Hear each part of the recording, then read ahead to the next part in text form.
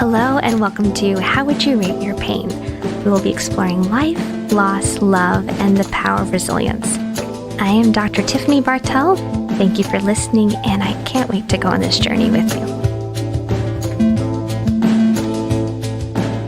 Hello and welcome to another episode of How Would You Rate Your Pain? I am Tiffany Bartell and I'm here with Brandon Clift. He is a podcaster. He's been doing the Mankind Project for a while and does wonderful work with men. And your organization is international, if I was reading the bio correctly. Yeah, the organization that I represent and am a part of. So absolutely, which is the Mankind Project. That's correct, yes. Yeah. Absolutely. So I'm really excited to talk today with you about what brought you into that work, what the Mankind Project does in the world, and how you got into that work. So maybe we can start off a little bit with talking about the Mankind Project.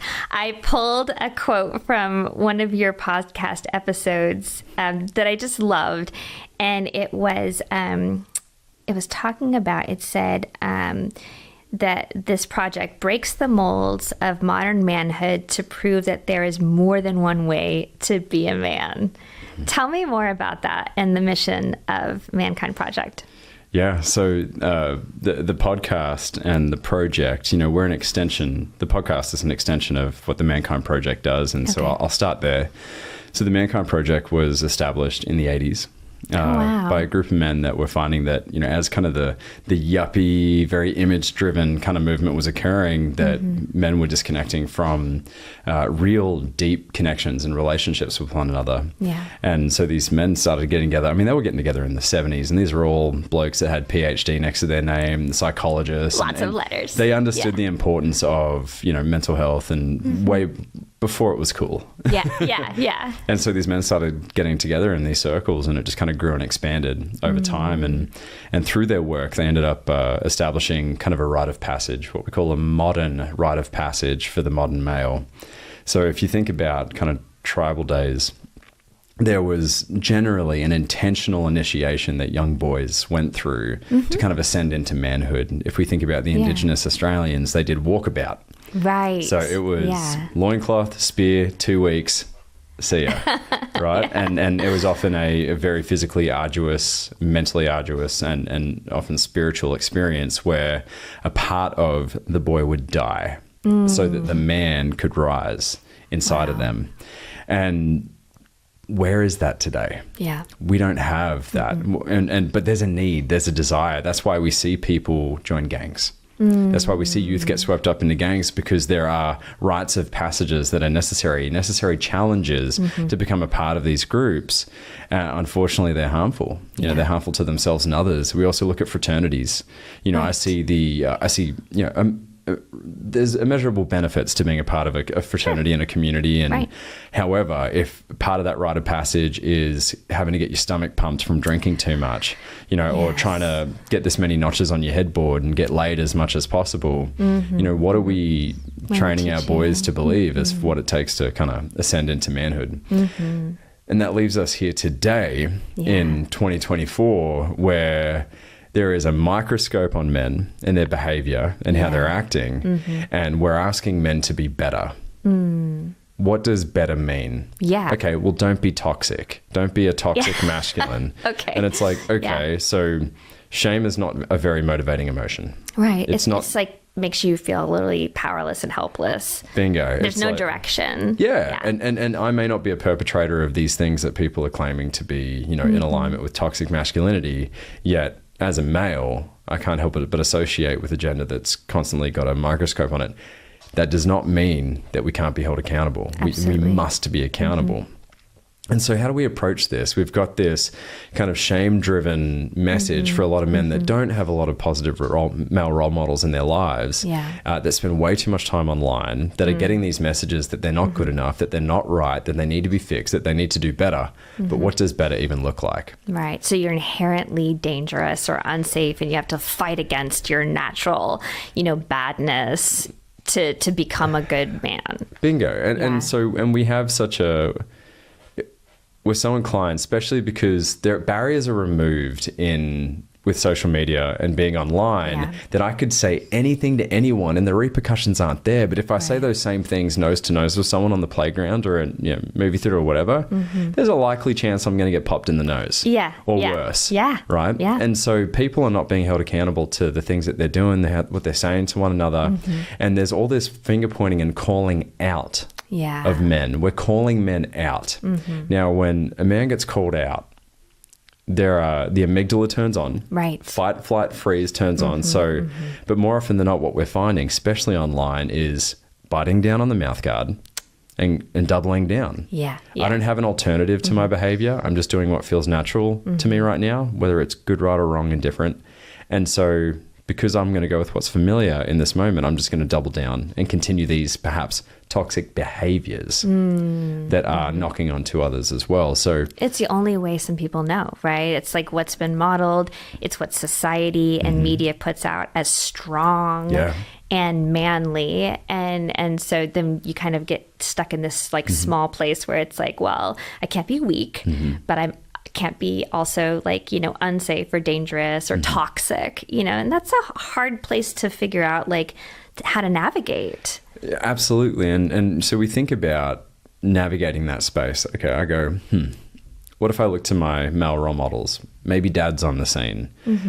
What messages were dad fed? The messages around masculinity and manhood for my grandfather, who was in the Second World War, there were different requirements during that time in that period, culturally as well, of what it meant to just represent, for your family as a father, as a husband. Well, then you have the world wars going on during that time too. We didn't have time to stop and talk about our feelings in those moments. We had to act. And so, but now we're at a time where there's perceivably enough abundance that we can, for many, and I, of course, need to check my privilege in this moment.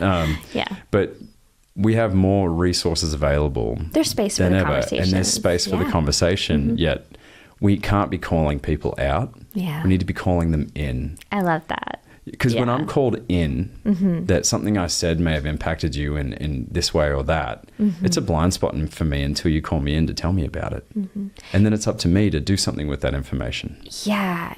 And I think that's something you talk a lot about in the podcast is this calling in instead of calling out and inviting instead of indicting. So tell me about the difference in motivation that comes from calling in versus calling out, or like how does it land differently? How is it delivered differently? How is it, different?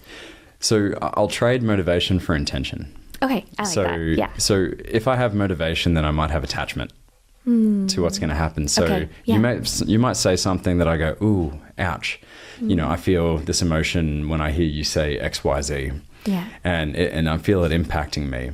Now I could be motivated to make it clear what you said and how it impacted me, and then have you change because of my motivation. Whereas if I remove any attachment to the outcome and just say, hey, Tiffany, when you shared ABC, it made me feel X, Y, Z. I would love to know your intention behind what you were sharing, because this is the impact. I would love to know your intention. Then you get an opportunity with that awareness to go, wow, okay, it would have never crossed my mind that what I said had that impact on you unless you called me in to chat about it. And, my intention was this, and it wasn't to make you feel that way. And although I believe in what I said, with my awareness of the impact it had on you, I can keep that in mind for our relationship going forward, that maybe that's an area that we don't need to cross in our friendship or relationship. And I think that's why in our men's circle here in Chattanooga with Men Who Chat, you don't know who voted for who in the last election. So nice. We have pious men that where they're going to be on Sunday. We have atheists and agnostics that are on their own spiritual and non-spiritual journey. And it doesn't matter who you voted for. It doesn't matter your belief system. It's like there are areas, our Venn diagram crosses over in these ways. And, that's enough. I have dear friends whom I do not share their political, social opinions, but they're still valuable people in my life and friendships that I cherish. We just know not to go there. It's so interesting because I think that like the temptation from a young age is to, if you see someone being mean to somebody to confront them and to be mean. So we end up like bullying bullies. And I think that's where it makes it really hard as adults to have friendships with people who are different or think different or believe different. So it almost sounds like kind of at the heart of the work that you are doing at this organization, it's is that everyone deserves compassion and empathy and space, and everyone is worthy, even if you don't like, you know, all the same things. There's accountability, but there's also value and worthiness. And that just really runs like counterintuitive, I think, to society and culture right now. Yeah. You're giving an opportunity to look at it differently. Yeah. How someone might approach something. We have a program called Inside Circle that has been operating in San Quentin and Folsom Prison. Oh, wow. And we've been running our programs in prison for men that life without parole. They're going to know those four walls for the rest of their lives. Yet they want to step up. They want to identify and take ownership for their actions and behaviors. Wow. But not only that, ownership for the action. What environment, what nature and nurture was I raised in that made me predisposed or inclined to go down the path and make the choices that I made? It's choice, the empowered choices that I made to rob this person, to kill this person, to rape or molest. And then now we have these people that have taken people's lives, now leading these programs and inviting men that may have an opportunity to reintegrate into society and do different. Like, it's powerful work. And I know the feeling of watching a movie when the bully gets their comeuppance. I'm like, oh, yes. It feels so right. It feels like there's so much justice in watching the villain get their due. But here's something that terrifies me about today, is that if I draw a line, you vote this, I vote that, and we disagree on all these things, and even the things I don't know that we disagree on or not, I'm going to assume and lump you in to a binary, right? I'm right, you're wrong. Well, when I establish that line and that we are diametrically opposed on all these things that I can't even confirm are right or wrong that we're opposed on, I can then justify in my mind to not treat you like a human.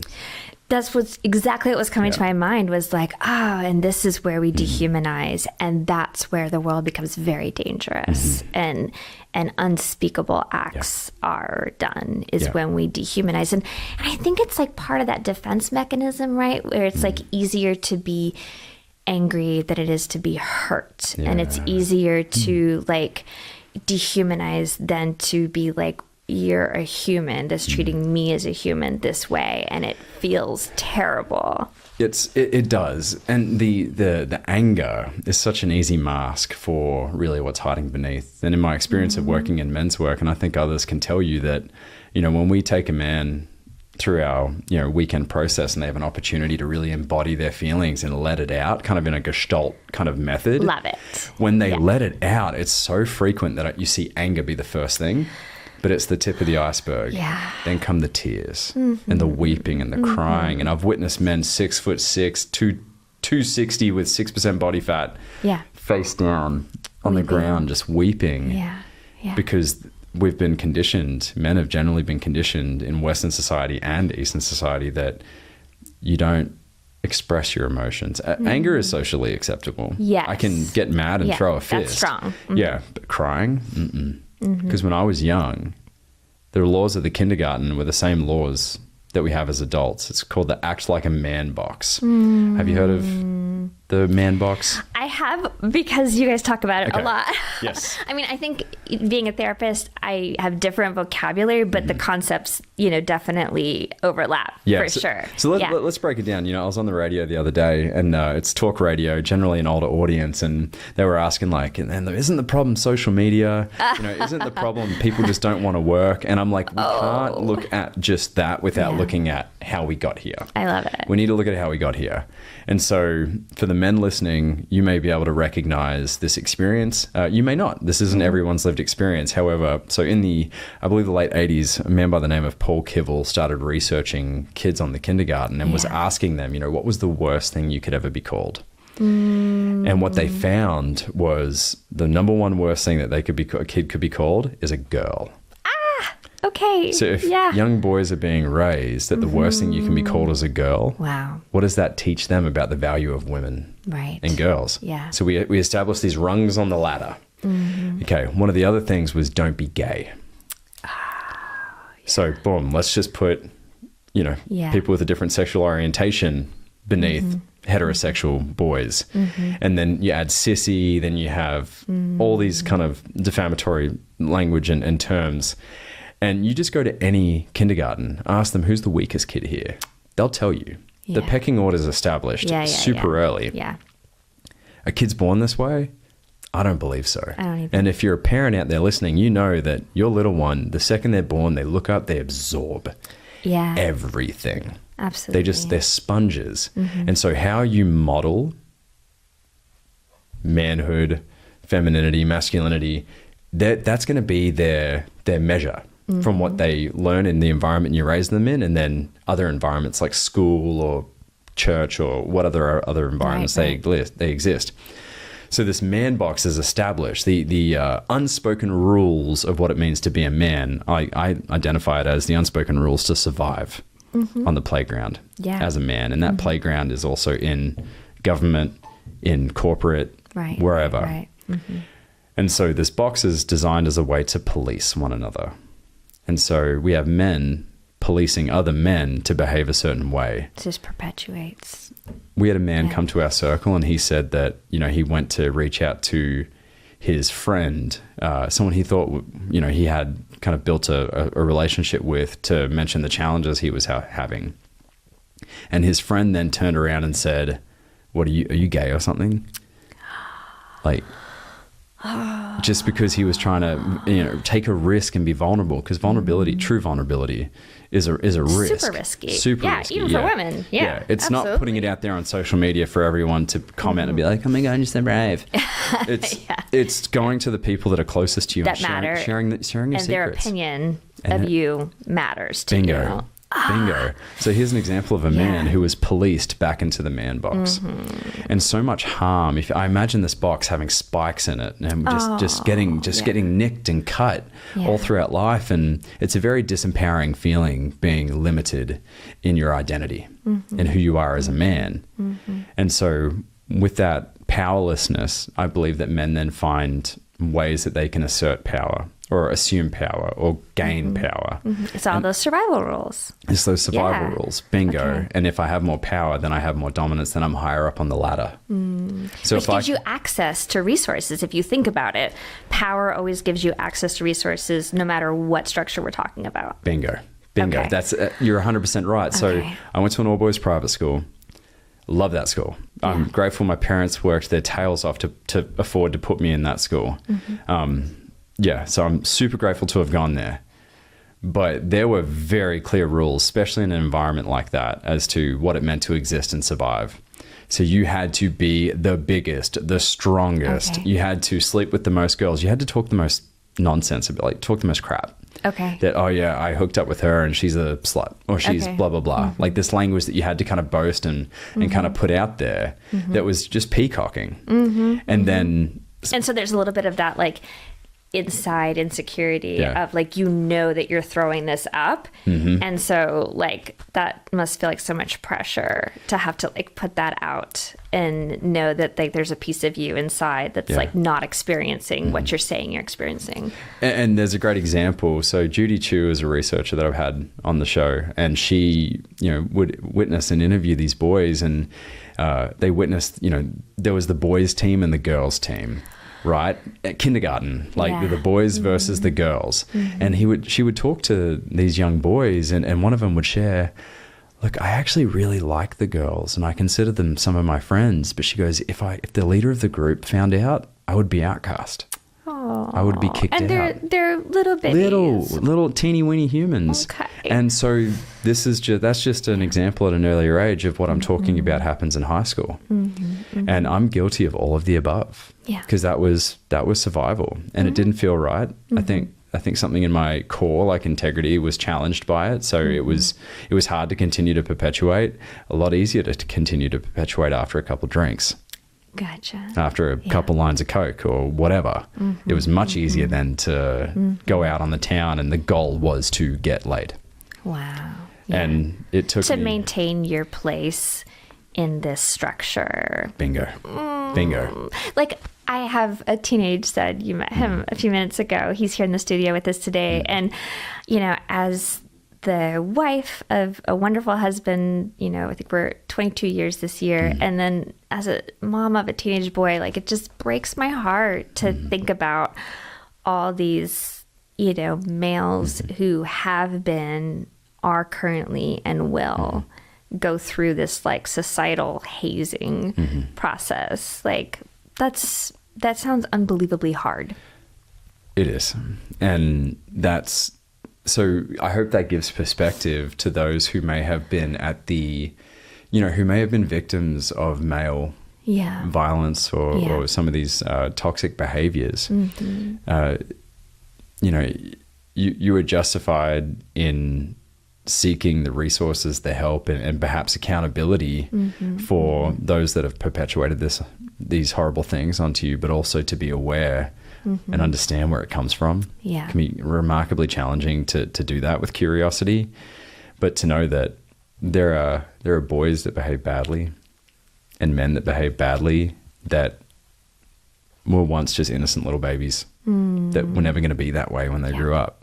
They learned this. They learned this behavior.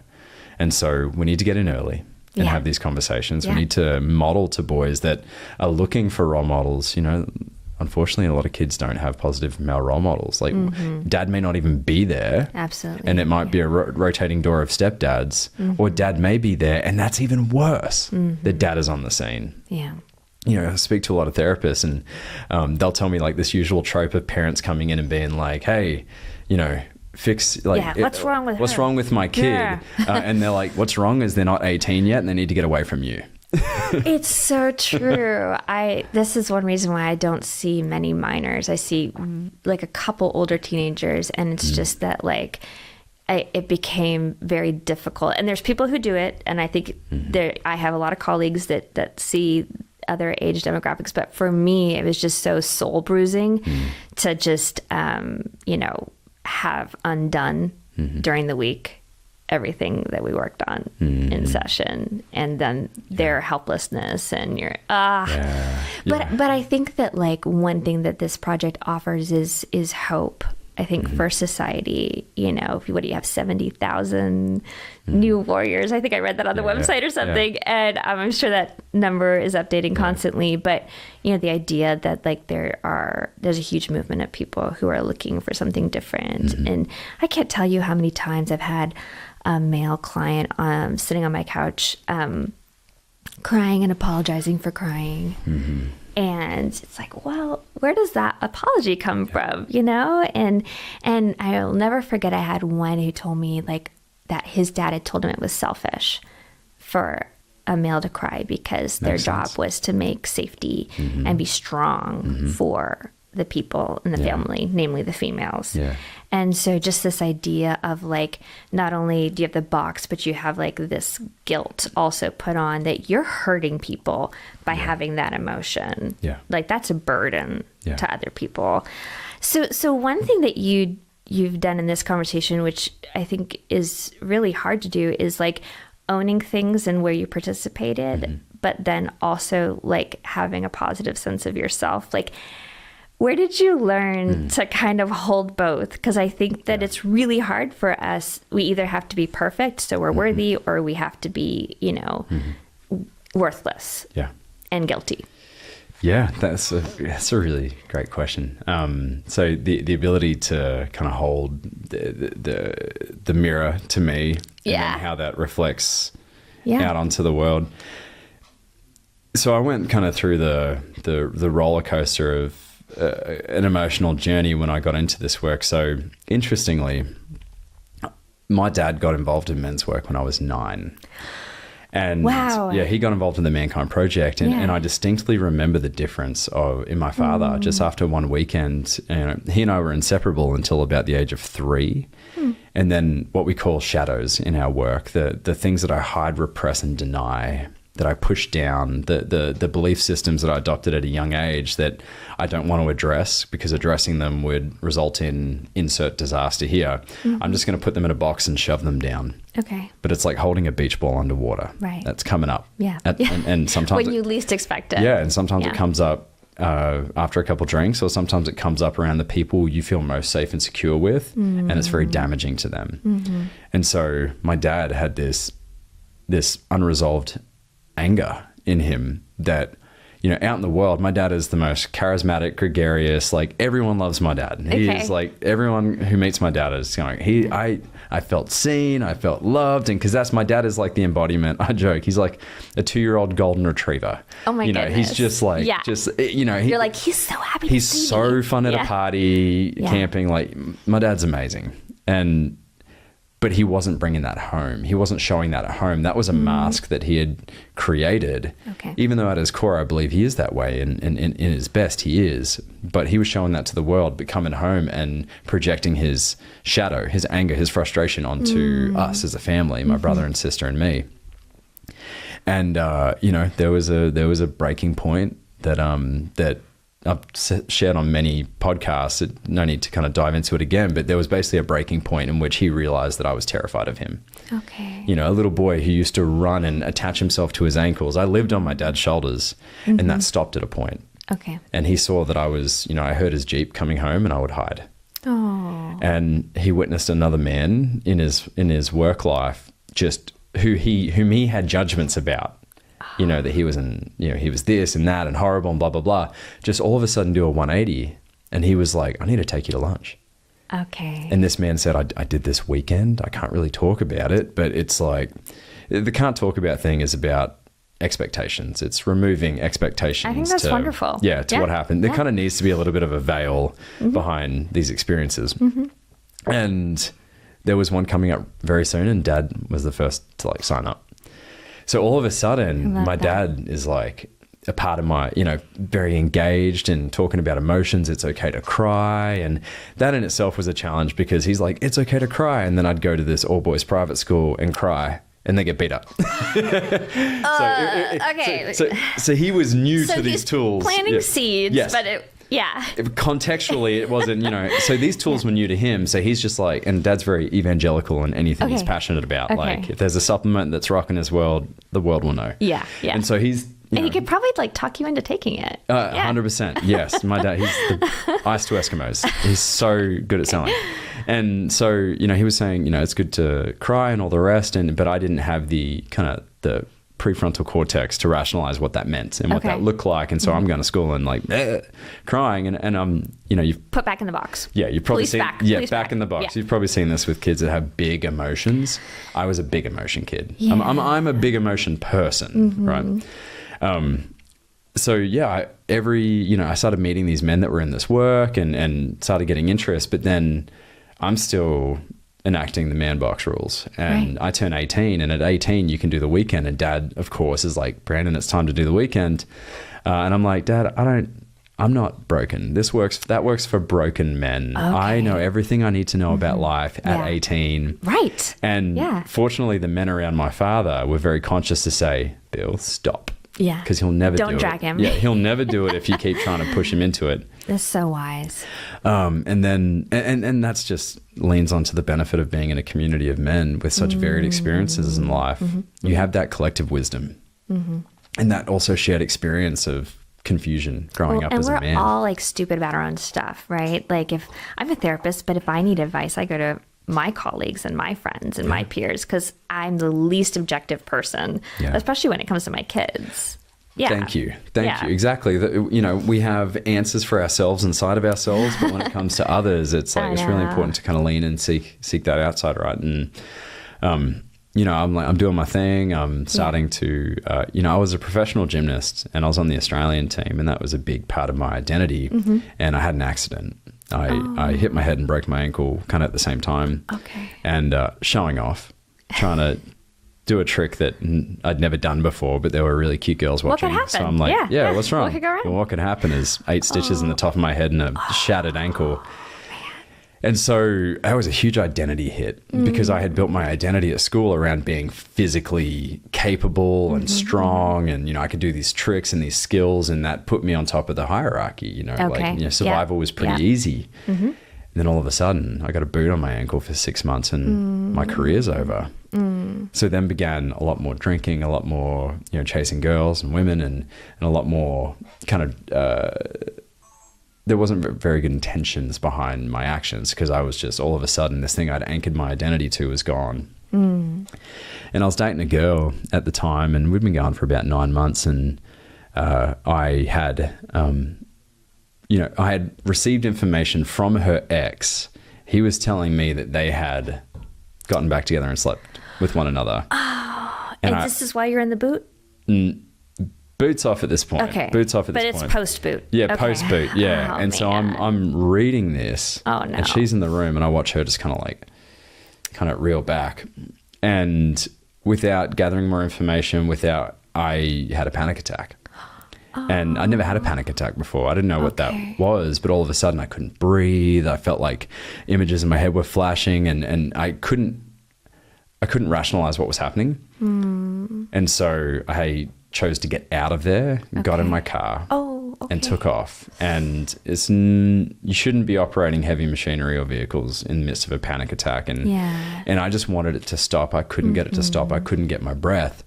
And so I lined up a tree in my vision, and I turned my wheel towards it and put my foot down. Oh, wow. And I was just going to wrap my car around this tree, because I just didn't know what to do. Well, you didn't know what was happening with your body. Yeah. And And I didn't have depression or anything. And fortunately, before the tree came up to the bonnet, I punched the brakes, and I was able to find some rational thought and go, stop. Wow. Interestingly, being the, as wise as a 23, 24-year-old could be, I had a mate who was going through a really hard time prior to this. And I said, you know what you need, as men do, trying to fix each other? You know what you need? You need to do this new warrior training with the Mankind Project, because, not my words, but my judgment, because you're broken. Oh, okay. Well, that's where the broken men go. Yeah, that's where the broken men go. Yeah. And so he goes and does the weekend and just rocks his world. Okay. And I'm sitting there. So fast forward now, in the car, hands on the wheels. I'm sitting there, and I get a text message. And he goes, "Oi, how come you got me involved in all this men's work stuff and you don't turn up? Right. You don't turn up to these things." Text me right there. Whoa. Okay. And that was a Monday night. The circle on the Gold Coast in Australia met on Tuesday nights. And so I went the next night. Wow. I didn't miss a circle for about 3 years.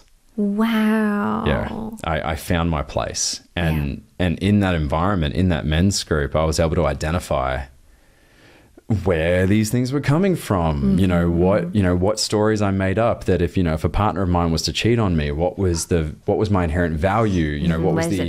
What does it mean at the end of the day? And so I had this kind of sandbox environment where I could take my stuff and bring it out. And there were men that cared about me enough to hold me accountable, to hold my feet to the fire. It's like this perfect balance between fierceness and tenderness. Yeah. It's this balance between the two. They love me enough to not let me pull my tricks and put on a mask and try and BS. Yeah. So they're fierce enough to kind of pull me in and call me in, but also loving enough to hold space and be there and let me share and let me cry and let me kind of get this out. When you knew they cared about you, so you could take their feedback. It was safe. It was not comfortable at all, but it was safe. There's a difference, right? And I think that's a myth. Important. I think that's a myth too. People think safe spaces, it's about comfort. No, nothing happens in those environments. There has to be a skinny branch or an edge that's being pushed. And that's what love looks like, right? When we really love each other, then we're truthful and we're honest and we do challenge each other. I love these men. I love these men. And could I have ever said that in high school? Like, no way.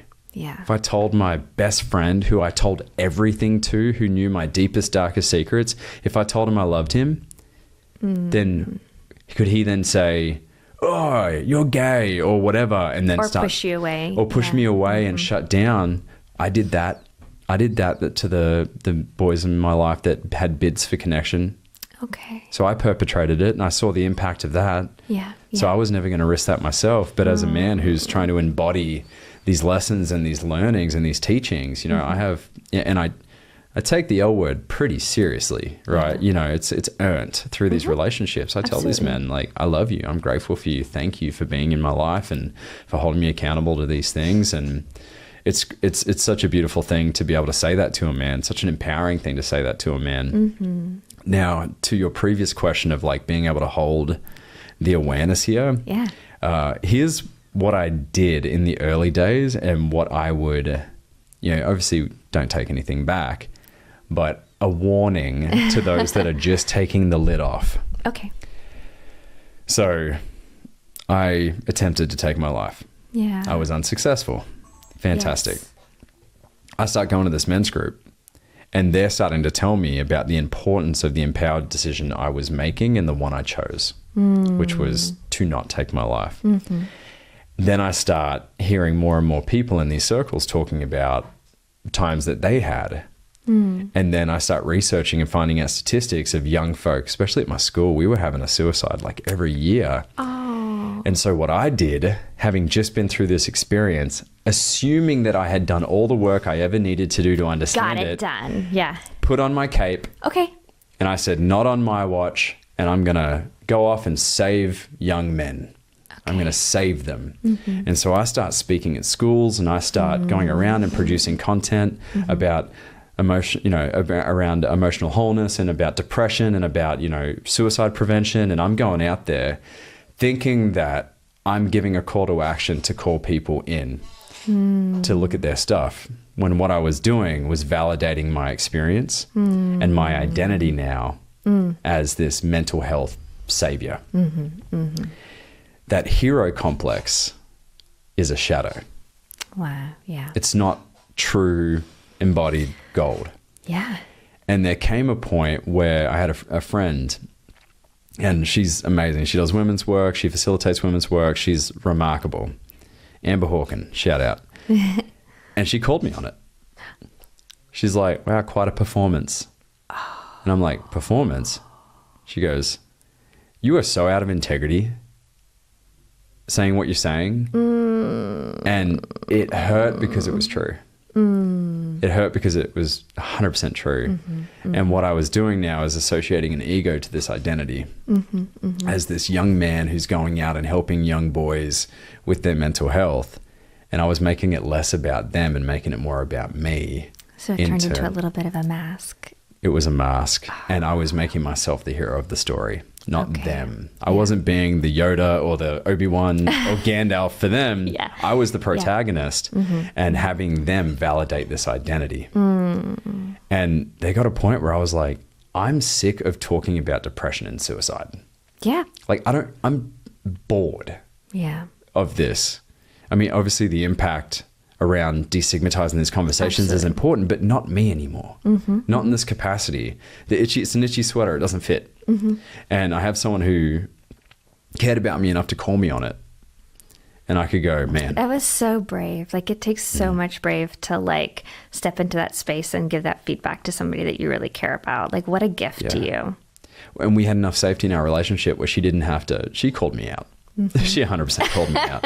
Right. But it was necessary. It was needed. And I was able to then go, okay, I got possessed by this avenue, this identity, this choice. And then to go, I'm more than just that. I'm more than just that. I'm an athlete. I'm a great friend. You know, I'm a compassionate partner. I'm I'm a good son. I'm blah, blah, blah. I have these parts of me that I wasn't looking at or investing in at all. I was investing so much in this identity that was getting public adoration and, you know, getting kind of like the smoke blown up my backside. Well, it's so hard, I think, to separate who we are from what we do. And I don't think we really learn, you know, from a young age. We have all this fixed mindset, you know, feedback we get of like, oh, you're unnatural and oh, you're this or that, you know, versus like you worked hard or, you know, more about ourselves and who we are as a person. So it's really hard to find a way to knit an identity together that isn't what we do in performance-based, no matter what you're doing. Thank you. What's the first question most people ask when they meet someone? What do you do? So annoying, What do you do? Yeah. And so based on what you answer, how you answer, I'm going to then put that into my filters. I was at Parkway Poorhouse, Parkway. And there's a group of guys there. I've been invited into this group to have a meal. And I meet a bloke. And he's like, what do you do? I tell him what I do. He goes, you make a lot of money? Oh, wow. And I was like, not as much as I deserve, I tell you that much. Yeah. But like, you played it off. Yeah. Yeah. So it's a nat where.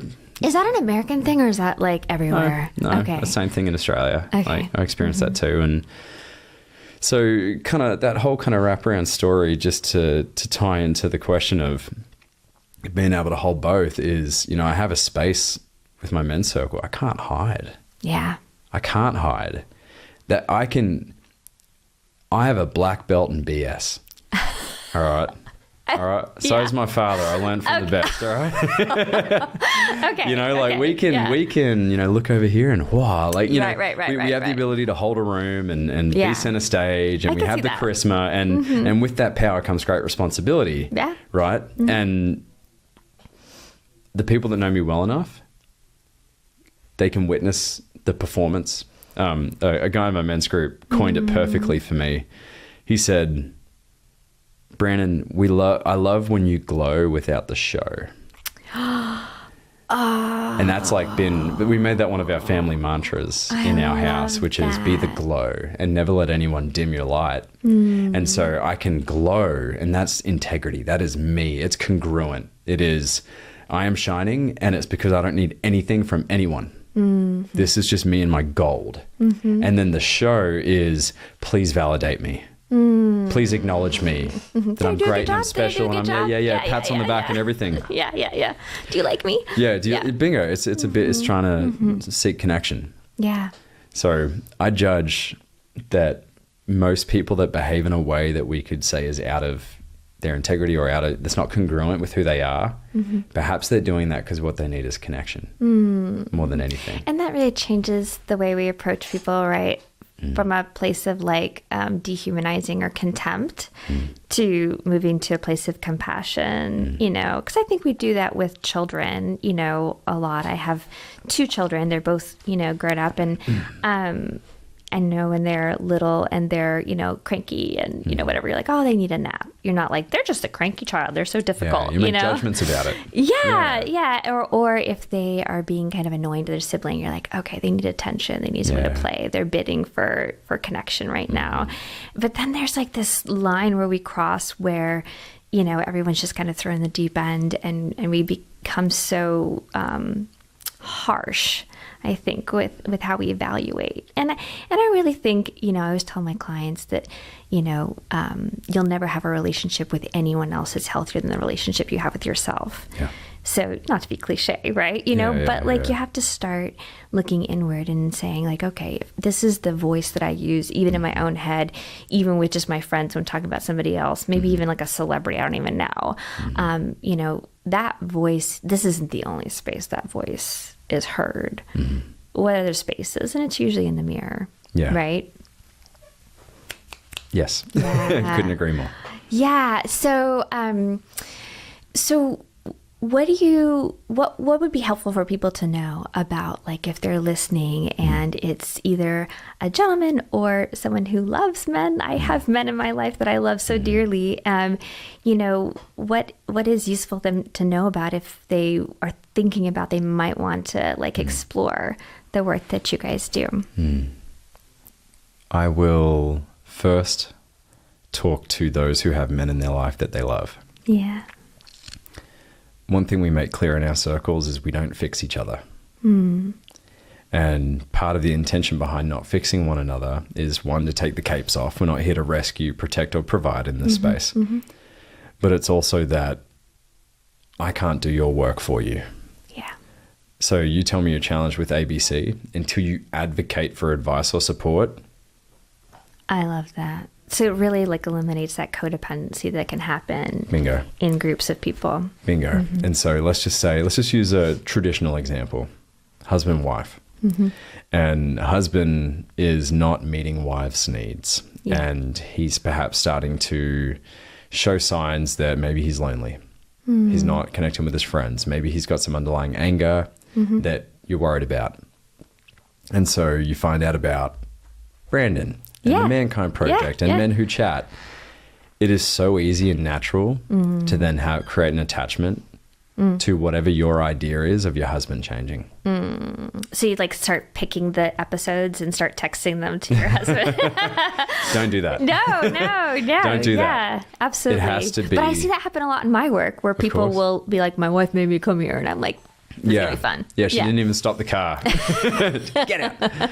And especially with our weekends, you know, we've had wives say like, my husband really needs this, and they almost force them onto a weekend, and it wasn't his choice. It so has it's hard to be effective. Bingo. You know this through therapy. You ask questions. Yeah. Right. You present an opportunity for an individual to realize their own truth, that then they feel empowered to do something about it because it's their discovery. Yeah.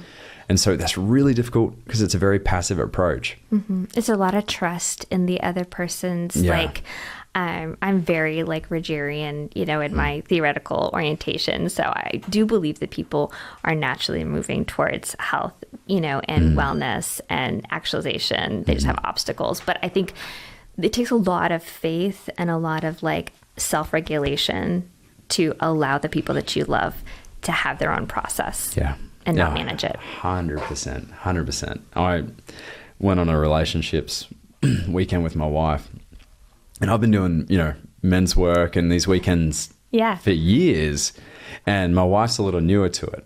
And so I had these judgments around like, well, you know, I'm so evolved and blah, blah, blah. And you're just in the kiddie pool playing around with blah, blah, blah. And so when we got on this weekend and we started getting kind of deep and vulnerably sharing with other partners, I shared that just to get it up and out. Yeah. And what was interesting was primarily the wives put their hands up and they're like, me too. I have those same judgments about my husband because they haven't been doing blah, blah, blah. You know, haven't been doing this work or whatever. And what I learned through that experience, you know, Mr. 8 years of men's work, was that my wife's been involved in deep work, her work, for a long time. It just doesn't look like the way I think it should look. But it's her process. And I can't have any attachment to what that looks like.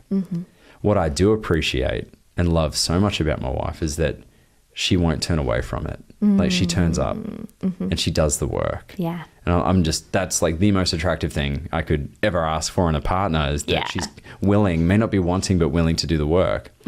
And I need to own how my judgments, like we do a workshop and the tool that we learned on the workshop, she, you know, reacts or something. And I'm like, you didn't, we just learned this on the weekend, but you still reacted and blah, blah, blah. And it's like, okay, wait a second, dude. All right. So we're all white belts here. We just learned a new skill. You don't go to karate and throw head kicks your first day. Right. So having grace to step back and go, okay, I need to own these judgments, own these stories, own these attachments, and remove them from my partner's process. Yeah, it's that internal locus of control. Yes, thank you. Exactly. And the challenge for me then, well, I guess the empowering thing I can do is communicate to my partner what's working and not working, what's not working for me. So you may be out there, let's say the wives out there are thinking, my husband needs to change. And I think he should change in these ways. Well, you don't really know his process, but what you can do is say, this isn't working for me. Yeah. I feel XYZ when you ABC. And if I'm looking at our future together, that's not going to fly. Yeah. This is for you to figure out. This is for you. Yeah. And I want you to know that I love you. Yeah. And that I'm committed to this relationship and I care about you. This isn't an ultimatum. Right. Ultimatums are last. They are the last thing. I do a lot of couples. Please don't. Yeah. It is just, hey, I feel this way when you behave that way. Yeah. Tell them about yourself. Yep. Bingo. And then from that, what you're doing is you're speaking on your behalf, not on theirs. And we saw this on the relationships weekend where, you know, partners were like, well, you know, her problem is blah, blah, blah. And his challenge is always da, da, da. And the facilitators were good to be like, pause, let him speak, let her speak. Because that may not reflect where they actually are and their belief around whatever ABC. So that's my disclaimer to the partners that want to get involved. And if I can add as a woman, if you believe that your partner is the designated sick person in the relationship, it's indicated that you have work to do too. Because you may inherently be keeping them there. Yeah. You've put them already in a box. Yeah. And so let's kind of do a quick simulation here. Yeah. Your man goes on this weekend, finds his power, is able to identify some childhood wounds and move through them. And then all of a sudden is like, wow, my testicles are between my legs again. This feels great. Yeah. And you're like, hey, honey, how was it? Oh, by the way. And you grab those testicles and you put them back in your hand. Yeah, because the system changed, right? So like anytime, I always say it's like the solar system. You take one, planet out, the whole place wobbles and you have to orbit differently. And so just know, I think that when you're doing work or when your partner's doing work, the family should know things are about to change. Yes. And so you have to be really plastic in your thinking, in your emotions, in your adaptability. Like you wanted things to change. Yes. You just thought you were going to get to stay the same and it won't work. Or that it's like any purchase we make on Amazon. Yeah. Purchase arrives at the door on Monday. Doesn't work that way. This work is messy. Right. Not linear. It's messy. And so the example I share is, imagine like if you have a kid, it's easy to understand. Let's say like a little Nerf gun. Especially let's make it relevant to the South. Yeah. Responsible gun owning families will introduce Nerf guns and whatever, and they will raise them with, the rules. Don't point at people. Don't point them at people. Right. But what do little kids do? Headshot, pow. Yeah. Right? Yeah. So imagine your man comes back and he's got these tools. He's found his voice and he's learned that what he needs to do, and deep down what you may need him to and want him to do, is speak up. Speak his mind, speak from his heart, but you may not be prepared for what that looks like because guess what? Nerf gun, pop in the head, because it's a new skill. It's new, it's messy. So I learned something on a weekend workshop. I feel really empowered. I go back and what do you know? That thing my wife does that irks me comes up and I'm like, haha, here it goes. I'm being authentic. And then bam, it's just way too much. There's no finesse. There's no agreement. It's convenient for me at a time that it's convenient for me and not for her. It's messy.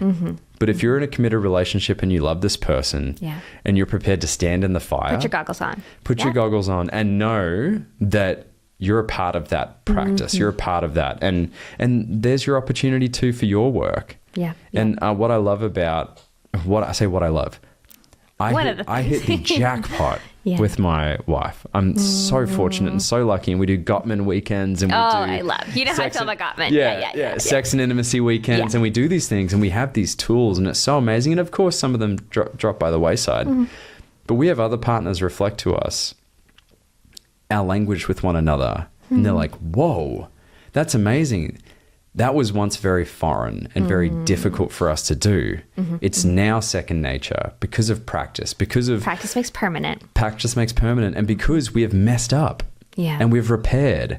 I did some great work with a therapist once and he helped me realize that I was, I was stay-at-home dad for the first, kind of year of my daughter's life. That's a lot. Holy moly. And I thought, before it all, that I'm going to be a stay-at-home dad. We're going to homeschool Montessori. We're going to live in an RV, travel America. Okay. It's not for me. It's really not. So I had to reframe and go, I'm going to be a present father as opposed to, because I love work and I love being out there and being with people and not being home. It just doesn't engage for me. But I go to my therapist. He helps me realize I'm not feeling fulfilled. I go to my wife not 15 minutes later and goes, babe, I figured it out. I'm not fulfilled. Oh.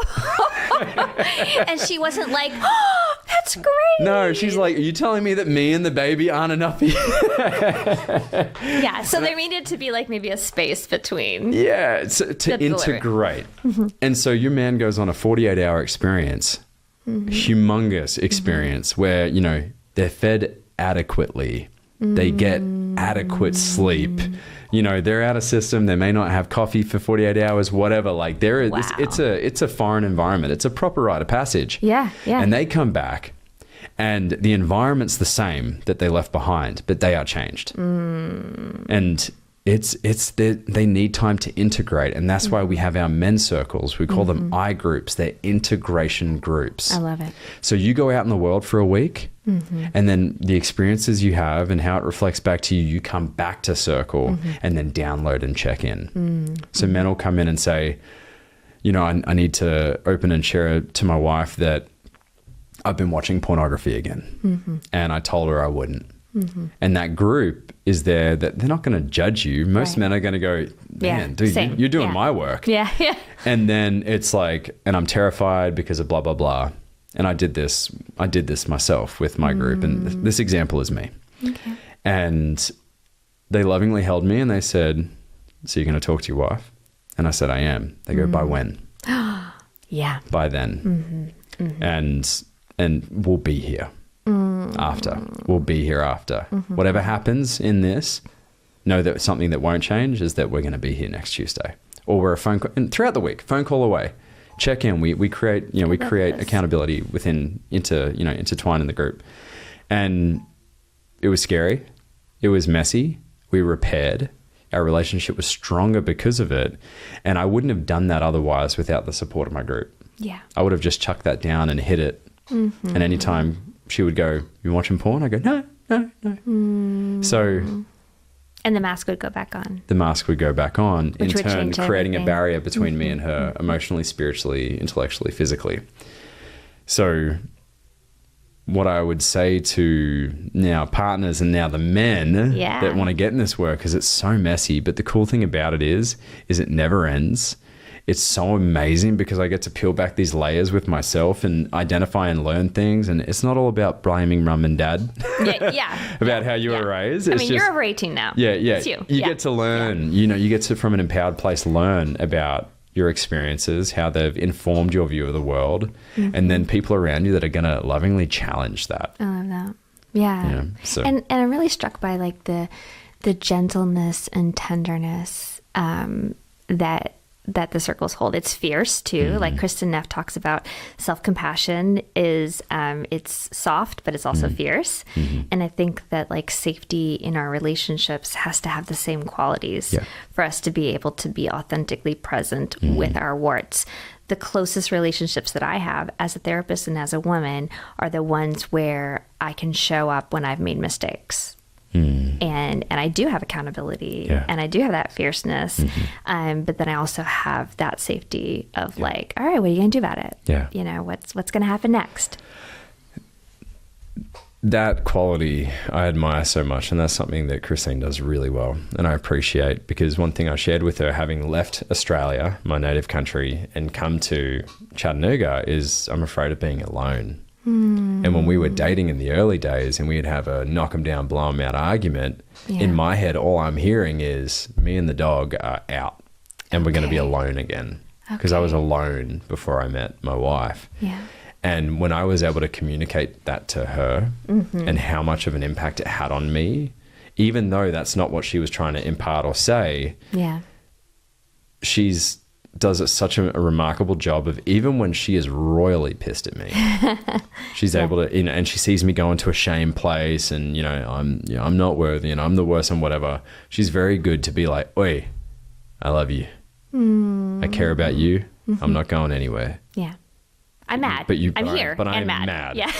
But I'm mad. Right. And Gottman will then say 20 minutes. Yeah. Take a pause. Unless you're like really, really a long flutter, and then 45 for those of you who stay in it a little bit longer. But take a pause. Timeouts are great. You just have to come in and talk about the same thing again. We just know we're coming back. We know we're coming back to it. And so that's just one of 1,000 examples of where this person whom I judged was infant in their personal work journey, uses these tools often more than me. I'm the one who's often like the little toddler throwing a tantrum and kicking up a stink, and she's the one using the tools. And so we together, the us element of it is on this journey together, because we're both committed to doing our personal work. I think that's like you can have the PhD and you can have the honorary PhD, and maybe like it levels out, at certain achievements and whatever. And I do think we end up in some of these relationships, friendships or partnerships where, maybe I know more of the vocabulary, but my husband can tread water in the deep end. Like that man, there's no conflict, there's no conversation that he shies away from. Like he's very comfortable in uncomfortable situations. And I'm a little bit of a 9 on the Enneagram. I was going to say, is he an 8? I don't think he's done it because he's just like doing life, But I think that it is comforting to have somebody who will do hard things with you. And maybe it makes us able to go into the world and hold space for people to do their hard work as well. Yeah. Brandon, this has been so fun. I could talk to you for hours about all this. So please tell the listeners how to find your podcast, how to get involved in circles, and the Warrior Weekends. Yes. Okay. So I am Brandon Clift, and you can go to brandonclift.com to get my contact information. And what I do outside of men's work is emotional intelligence workshops. So companies, corporations, organizations, we take you through Talent Smart's Emotional Intelligence 2.0 kind of framework where you get your emotional intelligence measured. You get strategies to implement over a 6-month period. It's a great full-day workshop. So that's kind of what I do professionally, and you'll see that on the website. But scroll to the bottom, my contact information is there. And so for our men's groups, we have Men Who Chat, CHATT, a little on the nose there. Very cute. And, here in Chattanooga, Tennessee. Love it. Our mission is, it's not weak to speak. And we create a space for men to come in and take the mask off. And so that's welcome to any man, any male identified person that wants to sit in space and take a risk and be heard. You get my contact information, text me. I can give you all the deets that you need. Love it. And then the Mankind Project, if you head to mkpusa.org,